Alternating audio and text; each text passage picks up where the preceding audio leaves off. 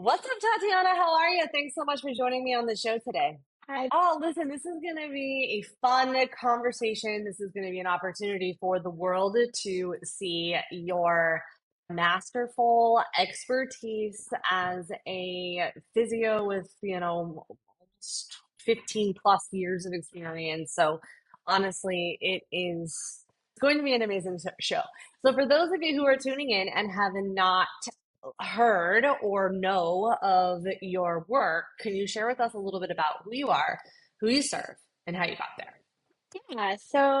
Like Beverly said, my name's Tatiana, and I have many, many years of physiotherapy as a profession under my belt. But truly, over the last, I would say, 5 to 10 years, I've really sort of honed in on my craft through my own yoga and mindfulness practice. Really teaching my clients and empowering them how to tune inward into their body, how to listen to their body with so much noise out there these days and the go, go, go sort of culture we live in. A lot of my clients, particularly moms, and particularly as we enter our 40s and beyond, we start to feel a bit lost. So I would say that's sort of the direction I've been moving towards, especially experiencing that in my own body.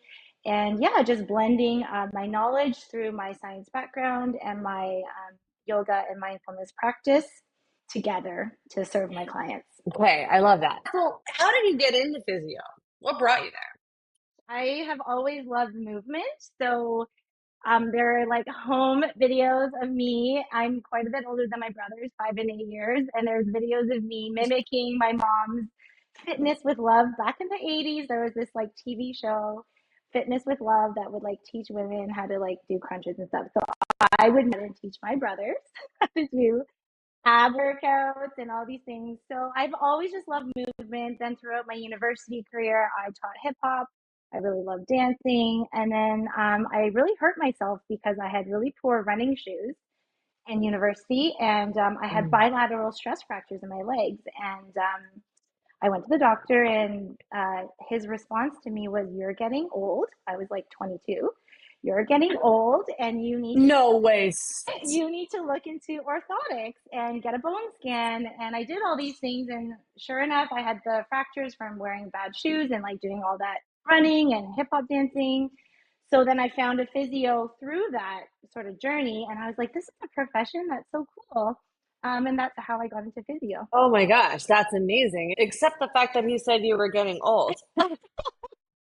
Yeah, so that's actually funny because I after that happened, I it was something that Mhm.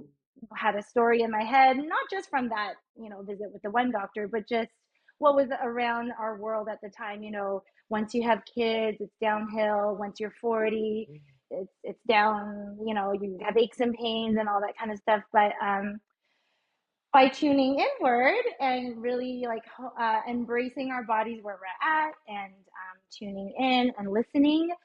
Yes, we can't behave like we did in our 20s per se, but we don't have to live with aches and pains just because we're, entering our 40s and beyond. And that is truly just something I've learned in my own body and what I see with my clients when they really dig deep and do the work. And we can move with ease. We can, outperform our 30-year-old selves even. We just have to be really intentional, purposeful, and mindful with the kind of workouts and the kind and what we do with our body every day. Okay, awesome. So, how did when you say go inward, can you walk me through a little bit of your process and what would you say, why would you say it's different than what we traditionally see in the movement and physio world? Yeah. So in the movement and physio world, there is like space for injury prevention. But a lot of times, us being humans, we go see someone when we have pain or when we're already injured. So tuning inward helps us throughout those injuries, but also if we can practice these things early on, our body whispers and talks to us before it becomes loud screams. So if something's really sharp, shooting, painful, and it makes you not be able to do the activity that you love, like it could be tennis, it could be golf, it could be running, it could be just walking down the street, right? So it just depends on the person. But once our bodies are screaming, We can still rehab that for sure. But what I love is when we practice regularly tuning inward, meaning movement, feeling truly our bodies, not throwing on Netflix and doing 100 squats just to burn the calories, but exiting all that external noise, really feeling every joint, every muscle group, talking to our bodies. So tuning in isn't just the feeling per se, but it's also the mindset. Like, how am I treating my body? What am I putting into it? Is this movement good for me? A lot of people ask me these things, and I say, well, does it feel good to you? And then we unpack that. Like, well, no, I think I'm supposed to look like this because the teacher is doing pigeon pose, but I just feel pinching in my hip. And it's like, okay, well, then that's probably we need to Mm. modify that. So this is where you should feel the pose. This is the muscle you're trying to stretch. We don't want to just put our leg in a position and match what the whole class is doing. So that's what I mean by tuning inward on a physical side. And then, like, to layer on that, there's that emotional, mental, spiritual side too, where I mean, this is, well, I could talk about this for hours, but to keep it sort of short and sweet in a package, it's just like really being able to like close our eyes, tune in, as in like letting go of all the shoulds, coulds. My doctor said this, my mom had, osteoarthritis, this and that, and just really feeling yourself and what feels right. And that doesn't come overnight. That does take practice, but it's so worth it.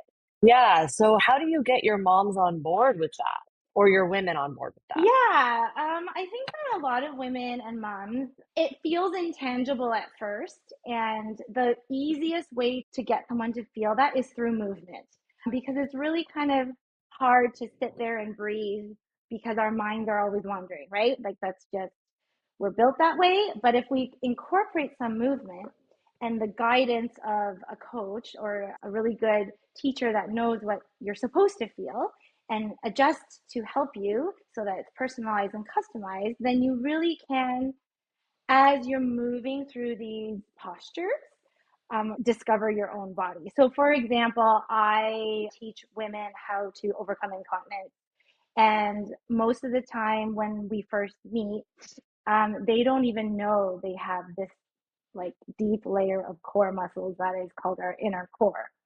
And once we connect their brains to that area of their body, it is like fireworks, and like a light bulb goes off. It's like, oh, I didn't know all along that that existed, or I didn't know all along that I was squeezing it so tight because I was so terrified of peeing my pants. I don't even know how to release it, right? That would be like if I hold my biceps in a tight curl all day long, I don't actually have that full range of motion and function to open my arm to pick up my grocery bag. So picture that inside your body. If you're squeezing all day long, you're so scared of peeing your pants, but then your bladder filled and you actually have to pee, there's no more room to actually contract and hold your pee. So then when we make that connection and they feel that through there's four muscles in there that we kind of unpack together, and then they can practice that and do it. They're like, oh, that's so cool. And then we like build from inside out, because obviously we have so many layers of muscles that we could work with. Yeah. Okay. So do you primarily work with incontinence? I find that when I work with women who feel stuck, stiff, and sore in their bodies and not feeling like they are in their 40s, like 40 is not very old, but they coming saying, I feel like I'm 80, old, stiff, and sore. Maybe that's Mm. not the first thing they think of, but it unravels to, actually, like, I leak a little bit in yoga class, or I can never finish my 5K race without peeing my pants. So it kind of almost comes hand in hand sometimes. And I find no matter who I treat, that inner core is such an important piece because it really is our foundation. Our body's our house, and we need a strong, solid foundation to be able to build out the walls and the windows, as in our glutes and our thighs and our muscles, to support our. Got it. So now what would you say, are some of the most incredible like transformations that you have experienced when you are carrying your clients through this like process, through your process of inside out, you know, getting them on board with the mindset, but through the process of inside out training. So there's quite a spectrum of sort of discoveries, and it's really fun because everybody's different. I would say some of the top ones that I can think of off the top of my head are, um, you know, like I said, some people come in and they want to fix their posture, feel strong in their back, but they didn't know that incontinence is a problem or is something that they could fix, right? They're like, oh, well, I just wear, pads, it's fine. But then they realize, oh gosh, Mm, I went for a ski and I didn't rush home and worry about my snow pants. Or in a yoga class, I usually avoid these poses. I decided to try them and I felt good and I didn't leak. I have clients who were told they should not do high impact.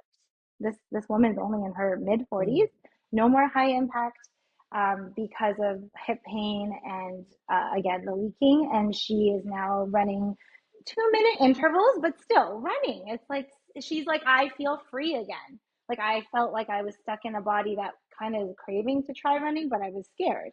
So those are the kinds of transformations mhm. that just make my heart sing. And I'm so happy for these women that they can overcome that fear and feel really confident again in their bodies to do the things they love and live out the life they've always wanted to live. Yeah. Would you say that it's hard to manage these experience like these uh do you think it's hard to master the techniques that you use?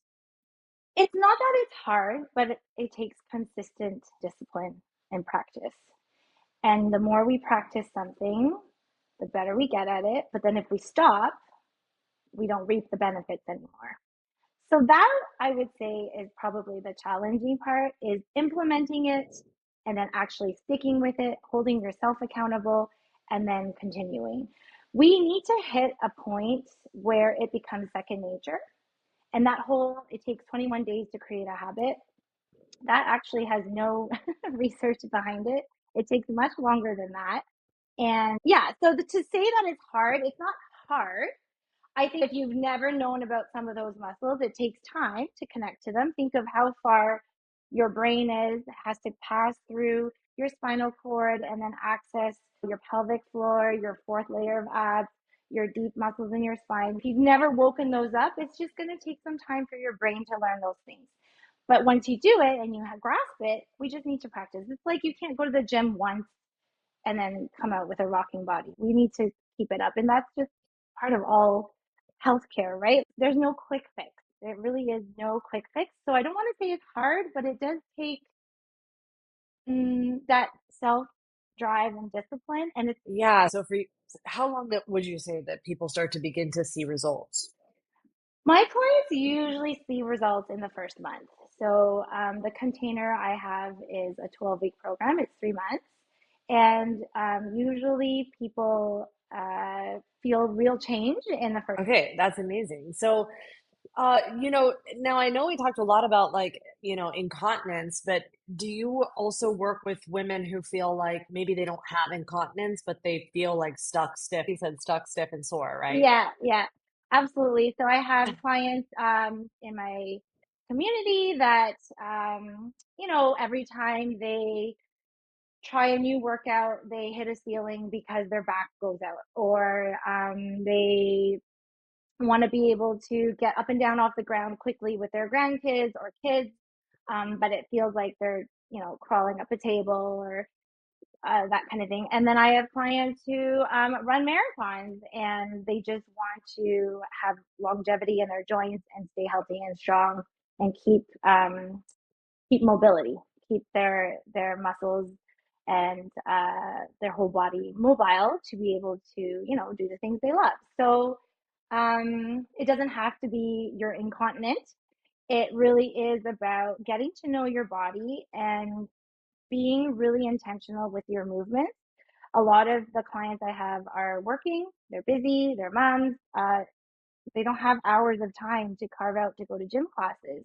But when you really hone in on what you need, so with a customized plan, and when you Hmm. really are intentional when you're moving your body for you, then it can be done. Hmm. And right, I have clients who have to do it between their teachers. They go from one classroom to another, but they spend 10 intentional minutes or even just 5 intentional minutes doing their XYZ spine. That's something I teach in my class. Or if it's someone who does suffer from incontinence, they do every hour, they do a breath check in. And at the same time, they're checking in with what's going on in those inner muscles. And then they can, it's the awareness building. So it doesn't have to be hours and hours, but just those pockets of time that are really intentional in what you do. I love it. So now, how much of your work is in person, online? Like, what is your preference in how you facilitate transformation for your clients? So I mean, traditionally, right, physiotherapy is in person. And when COVID happened, obviously I had to shut down. Everybody was waiting for the 2 weeks. It didn't happen. So then I started getting clients being like, Mm, my back still hurts. I just had shoulder surgery. Like, and I'm like, hey, well, let's hop online. And it was really cool because they got better through guided movement and hmm. mindfulness with me. So that's kind of what blossomed the program that I run, is because I was like, everybody's getting better faster, not waiting for my hands. So I Yes. still do in person part time for my local clients who, and I love that energy too. There's nothing like in person energy. But honestly, a lot of local clients also choose virtual inside my program, or they Hmm. choose virtual physiotherapy because it saves time. They can do it from the comfort of their home. Oftentimes, the appointment is not about, touching them at all. So it's about troubleshooting. It's about, okay, I'm doing this, what, like, correct me. And yeah, so it's really a hybrid that I do. Right. Yeah, and it's also convenience. People forget that there's convenience in, So convenient. yeah, there's convenience when you can have that transformation for yourself. Like that is that's, powerful. And I think people forget that. Hmm. Right now, there are like and then what are some of the other rippling effects that your parents or your moms experience after they can start running again? Like, how does this also start to translate into their life? Yeah, so not only are they back to their physical fun activities like skiing, running, or whatever, but they just feel so much more grounded and calm and present with their kids, with their work life, whatever other hats they wear. And this is because when you practice tuning inward, not only do you benefit physically, but you can make, and when there are stressors in your life and overwhelm, you know and all these balls are in the air, we are better able to, um I guess, like, we're better able to decide which one's important, what aligns with me, what do I need to get done first. And it's sort of like another layer of this skill, right? Like, I don't want to say that, well, I guess it is. It's like teaching you how to shift your mindset, not only about your own body, but about how you have a relationship with the external world around you, including how you parent, how you do work, how you say yes or no to friends, and all those types of things. So I don't know if that answered your question, but Yeah, no, it does. It's basically what I'm hearing you say is that it's more than just a movement. Like being able to rewire your brain essentially is helping performance on a higher level. So it's almost like, get more done in less time just by being able to shift your perspective and perception around the circumstances that are happening around you. I feel like yes, people underestimate how valuable that is. yes, thank you. You just summarized that really well. I oftentimes say to my clients that, it feels like you don't have time to do intentional mindfulness, right? It feels like you're already so busy and you don't have time. That would be a waste of time because you can do.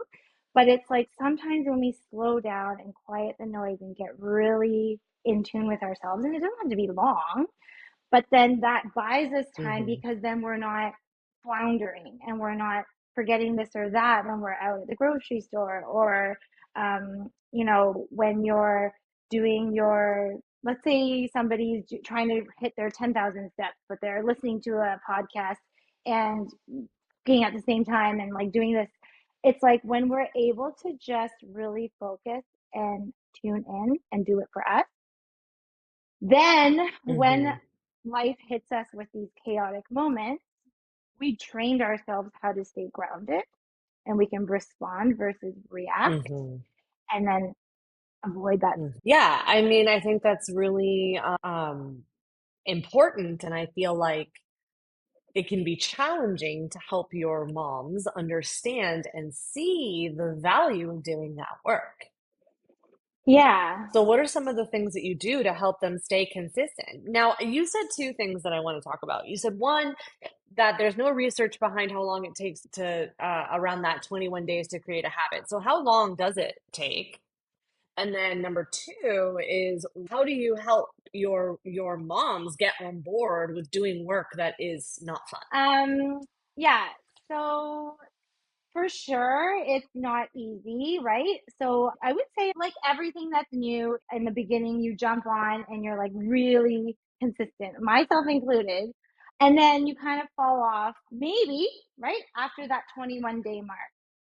But here's where having a coach and a community is so helpful because if you were to, whatever, chat GPT it on your own, let's say, you're going to get excited, you're going to Hmm. do all the things, and then life is going to hit you with things and probably it'll fall to the wayside. Whereas when you're committed with a community that you show up for, with a coach that you can lean on to pull you out of those weeds, that's where it's really powerful to help stay in the process and not just cheerlead, but give some tough love. Like I tell this to all my clients all the time, give yourself some grace, but also how would you talk if this was your daughter or kid? Would you just be like, that's okay, keep lying on the couch? No, you'd be like, come on, let's go. We're going to go for Hmm. a walk, right? So it's hard to do that for ourselves, but I encourage my clients to practice it. And then they have me to lean on and the women in the community who are all in that same boat. So that's a really big way that we overcome that tendency to fall off, having that accountability and support and the troubleshooting. Because sometimes when you keep doing the same thing over and over again and it doesn't work, you're going to give up. So then how do we modify it? Hmm. How do we tweak it? How do we make sure that we're meeting your body where you're at so that we can see those changes and that we're not making things worse, but we're also making things better. We don't want to just stay status quo, especially in this transitional age of perimenopause, because we can't even afford to just maintain. We have to build right now so that our 50s and 60s, we feel Hmm. strong and good. Hmm. Okay.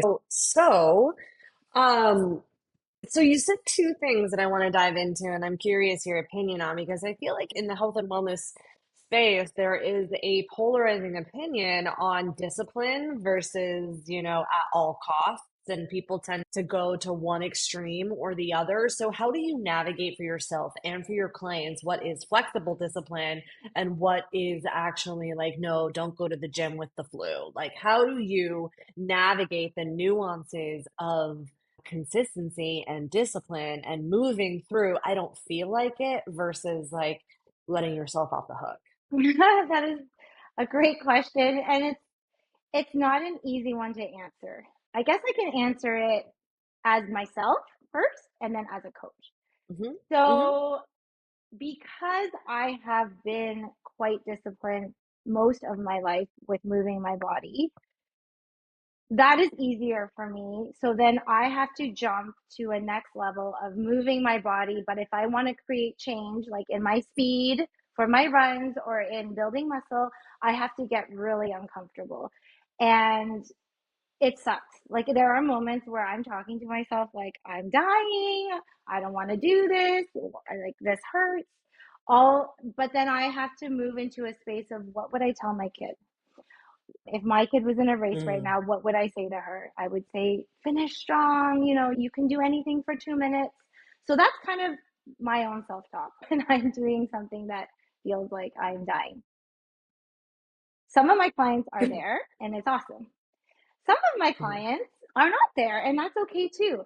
And that's where we have to meet where they're at. Because if we were to go push, push, push, we'll probably run into injury and then longer time of recovery, and then more disappointment, frustration that things are set back.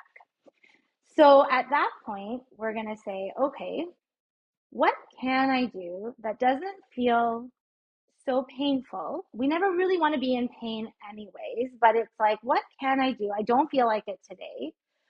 But that's where that like tuning in and digging deep is so important. Like, why am I doing this? Like, it's not a punishment. Like, why did I sign up for this in the first place? Why do I want to move my body in the first place? And it's because, like, I'm going to just name some reasons that I hear all the time, but I want to be really strong and healthy and independent when I'm older. I want to be there for my kids. I want to keep up with my kids. Hmm. Um, obviously there's I want to look good. I want to feel good in my body when I wear my clothes. Whatever resonates with you, that's the part of that peeling back and tuning in. Where when we remember, Hmm. we can then kind of pull ourselves out of that funk of like, I just don't want to do it. And if you don't want to do it because you're sick, that's your body telling you Hmm. something too. That's information. So we respect that. But um, if it's just sort of like I don't feel like it because I don't feel like it, then like we have to work with that a little bit with the tough love side. Does that make sense? Yeah, it does. I'm just curious, when you are working with a client and you're experiencing like a plateau or they feel like, oh, I can't, it's not working or, whatever it is that they say in terms of like, I don't want to continue because I'm not, it's not working. How do you navigate between like, this is the process or we need to make a change? Mm-hmm. So I recently had a client who had a really great start. Then summer, everybody kind of has different summer plans. It's Yes. patio season. Maybe we're drinking a little more. We're at cottages, friends, staying up late, not sticking to routine as much.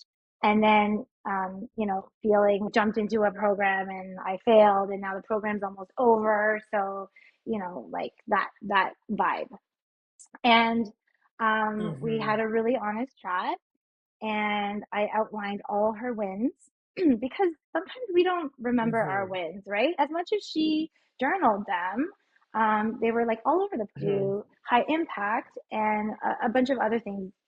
So, so that reminder helped with her mind patterning. So her mind brain is perhaps wired to kind of go right to that it's not working, I'm not good enough, like Yeah. that. Like imagine like marble coming down in that sand, right? It's gonna roll down that way. And then the new Right. rewiring we had worked on, it's fainter. Hmm. So then just reminding her to go down that Hmm. path and like celebrate the wins and that it's okay that maybe things have slid back a little bit, but she's not back to right to Hmm. square one. And now, because Hmm. she has practiced those things, even though maybe, a couple of weeks in the summer she fell off, to implement it back into her Hmm. life, it's going to be that much faster now because she's been through it. And we're now into the second week of her kind of coming back. And she's already feeling, oh, Right. this is already easier. It's not as Hmm. hard to build this routine because I have been there. So, as you say, Beverly, actually, it's reps, right? So she is now Right. experiencing this repetition. That's how I help them move through it, right? So I think that, Yeah, yeah, yeah. It's good. It's good. Okay. So, Tatiana, this has been, you are clearly, a master in coaching, and part of it is navigating nuance. And that can be, that's really challenging, both for you, for everyone that participates. So, like, listen, like, you're doing work that's hard. You as well. It's an inspiration to see. Okay. thank From, you. coming from, like it's been amazing because I've gotten to see you work through this yourself as an accelerator client, right? So it's really amazing. So I'm curious, if you wouldn't mind sharing as an accelerator client, what are some of the things that you have really taken away in our time together and things that you have experienced in our work? Like, what brought you to My Container, and what are some of your favorite things that you've taken away? Well, I saw you on Instagram and it just really resonated with me on many levels, but particularly just um, honestly, it was like I didn't know how to, I guess, speak to my audience through my content. And you really Hmm. like that was like initially, right? You really helped me hone in on my messaging and what I wanted to come across and really be able to use my authentic voice out there, which I thought I was doing, and I was, but it wasn't in a way that the audience needed. And so that was huge. And then it just, as we continue to work together, it's just learning how to grow, and even like through personal development, and just like I said just now, like it's about reps and not giving up and tweaking. And that's where it's so helpful to have you and your team, because honestly, if you weren't there, I would probably just give up. Like, I don't have anyone to troubleshoot with. ChatGPT doesn't know Yeah. everything, right? So it's really helpful to, when I'm feeling like Yeah. I'm in the weeds, to come on a call and be reminded, like, to just be reminded that I'm doing, like, this is the direction. It's about practice. And it's funny because I teach this stuff. It's about practice, it's about progress, reps, but it's like hard when it's on yourself. So having your support is like huge. It's huge. I just think that all coaches need coaches, right? Dentists don't clean their own teeth. I love that. So it's like, of course, right? And like, as you probably heard as you're listening, it's like people, when you do something that's so nuanced and when the process is unique, that can be hard to communicate. And you don't really know until you get into the experience, right? Mhm. So I get it. I know that it can feel disappointing and discouraging, but you're doing the work and success is inevitable. Yeah, and I love that when we like inside the program with you, we get you. Hmm. There's a lot of amazing content in the portal that we can always, like, it's our library, but I just love being able to troubleshoot in real time with you. It's like it's so so I helpful. love that. Okay, so Tatiana, for those of you who are, wanting to connect and go deeper with you, what are some of the best places that I can send them? Yeah, they can find me on Instagram. That's the easiest way. Okay, cool. So we'll make sure that we link all of that up in the show notes. And honestly, thank you so much for pouring into me and into us. And you are an inspiration, and the work that you do is incredible. So thank you Thank so much for hanging you. out with me today. Okay, Thank you. I'll catch you on the next one. Sounds good. Bye. Bye.